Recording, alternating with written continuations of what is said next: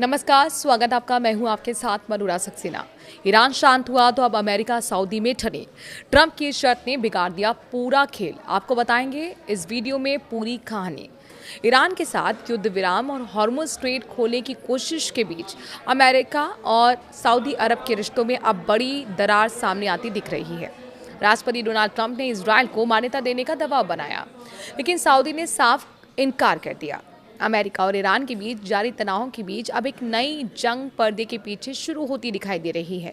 इस बार मामला सीधे वॉशिंगटन और उसके सबसे पुराने अरब सहयोगी सऊदी अरब के बीच का है। वजह बनी है अमेरिकी राष्ट्रपति डोनाल्ड ट्रंप की वो नई रणनीति जिसमें उन्होंने ईरान के साथ संभावित शांति समझौते को अब्राहम एकॉर्ड से जोड़ दिया। 25 मई को ट्रंप ने सोशल मीडिया के जरिए एक बड़ा संदेश दिया।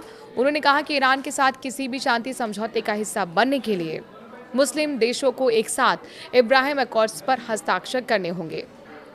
ट्रंप ने खासतौर पर सऊदी अरब, कतर और पाकिस्तान का नाम लेते हुए इजरायल के साथ रिश्ते सामान्य करने की बात कही, लेकिन ट्रंप की ये अपील खाड़ी देशों खासकर सऊदी अरब को बिल्कुल पसंद नहीं आई। कुछ ही घंटों बाद रियाद की तरफ से संकेत दिया गया कि सऊदी का पुराना रुख नहीं बदला।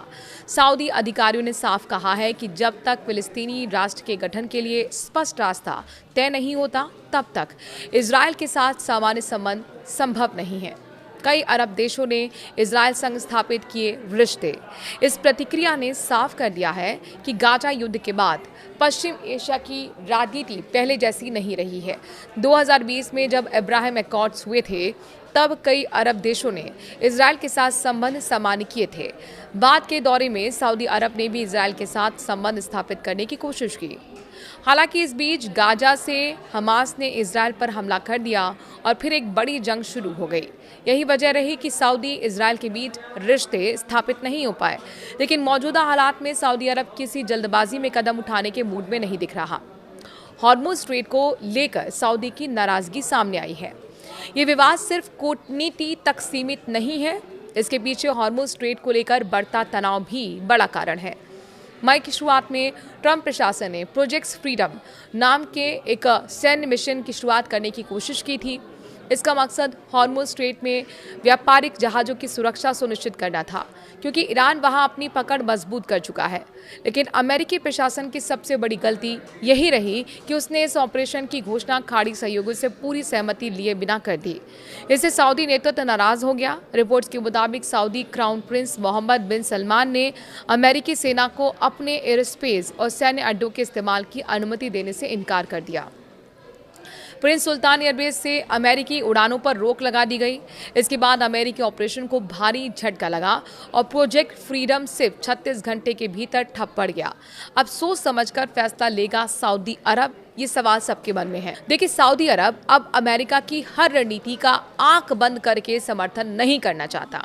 इसकी सबसे बड़ी वजह ईरान का सीधा खतरा है। तेहरान पहले ही चेतावनी दे चुका है कि अगर किसी खाड़ी देश ने अमेरिका या फिर इजरायल सैन्य कार्रवाई के लिए अपना एयर स्पेस इस्तेमाल करना दिया तो उसे भी जवाबी हमले का सामना करना पड़ेगा।